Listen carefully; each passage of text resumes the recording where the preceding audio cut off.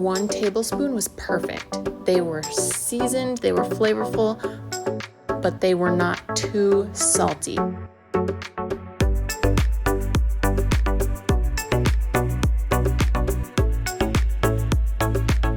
Hey everyone!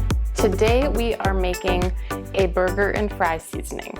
So what you will need: salt, pepper, garlic powder, aka granulated garlic, ground cumin, celery salt, paprika, dried parsley, chili powder, and dried basil. And of course you're going to need a vessel to place it all in, and I have a glass jar here. You can mix it up in a bowl first and then place it in whatever container you want, but I want you guys to be able to see the layers of everything just because that's very satisfying. So I just have a glass jar here, and then of course some measuring spoons. So first off, we need salt. I'm using regular table salt, and we need 1/4 cup. So 4 tablespoons equals 1/4 cup.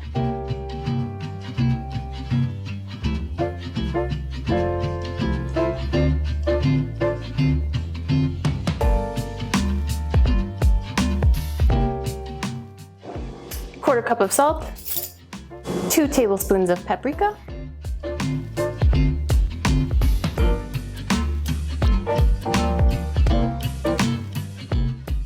1,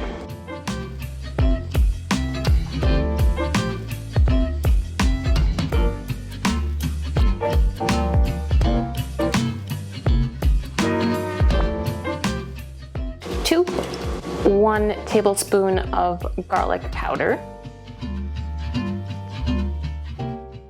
Whoa,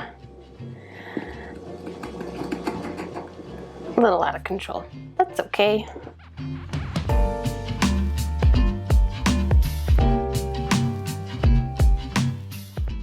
All right. Then we need a 1/2 tablespoon of cumin, and there are 3 teaspoons in a tablespoon. So 1/2 of 3 teaspoons is 1.5 teaspoons of cumin.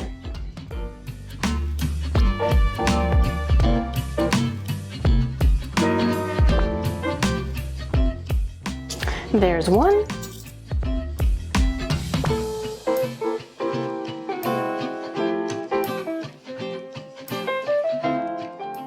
And a 1/2.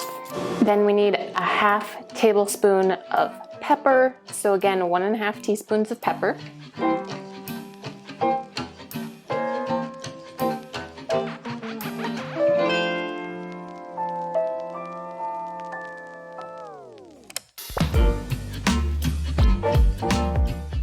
Half of a tablespoon of dried basil. So again, 1.5 teaspoons.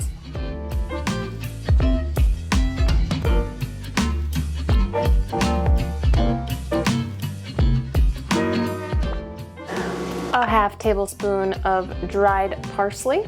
So again, 1.5 teaspoons.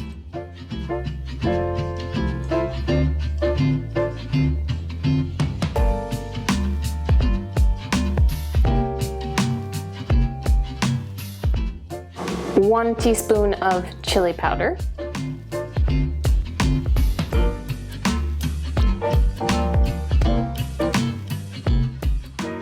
And lastly, we need a 1/2 teaspoon of celery salt.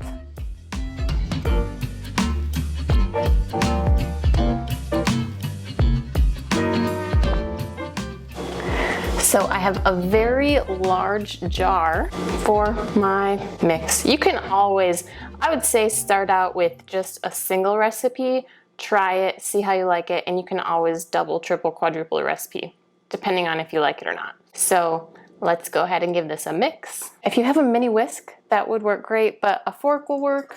You could just shake your jar or your container, or just a spoon.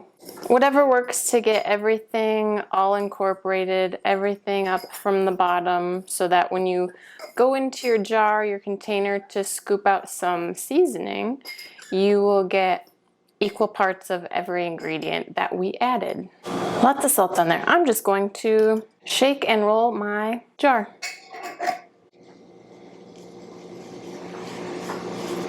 Nice little tumble effect.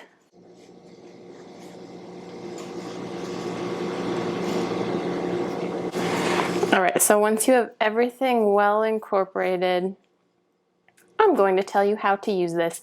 So, first time I stumbled across this recipe, I whipped up a batch and I gave it to someone as a gift before I even tried it myself. Would not recommend doing that. That's some risky business, making something homemade and gifting it and you don't know how it tastes. However, I have had it since then. So, if you are going to be using this on potatoes, cut up 6 potatoes, no ginormous potatoes, just like your normal like small to medium sized potatoes. 6 of them into wedges, and then preheat your oven to 450 degrees. You are going to plop all of your potato wedges into a large bowl and toss them with a 1/4 cup of olive oil and 2.5 tablespoons of our seasoning that we just made. And then you're going to toss it all together and then plop it on a baking sheet that you've put some foil on or some parchment. I just do that for easy cleanup. And then you're going to put your oiled, seasoned potato wedges into your 450 degree oven for 35 minutes or until they're tender and they're golden brown on the outside. So when I do this, I usually turn them halfway through. So I'd probably turn them at about 15 minutes and see how they're going. And then at 35 minutes, check them again. And if you want them in the oven longer, go ahead and do that. So I tried making burgers with this seasoning and it turned out very well. So I took 1 pound of ground meat. I used venison, so I added an egg because venison is pretty lean. And I only added 1 tablespoon of seasoning because I was worried it would have been too salty if I added more. So mixed up my burger with the seasoning, made them in a hot skillet on my stove, topped the one I had with cheese, but I made sure to try it without cheese. And 1 tablespoon was perfect. They were seasoned, they were flavorful, but they were not too salty. So I suggest using 1 tablespoon of seasoning per 1 pound of meat for burgers. I will leave the ingredients for this spice blend down below, along with the instructions on how I make potato wedges with this spice blend. So let me know what you guys think. If you have a favorite spice blend that is not this one, and you're willing to share, leave me a comment. I'd love to know about it and try it out. If you guys plan to try out this spice blend, please give this video a big thumbs up.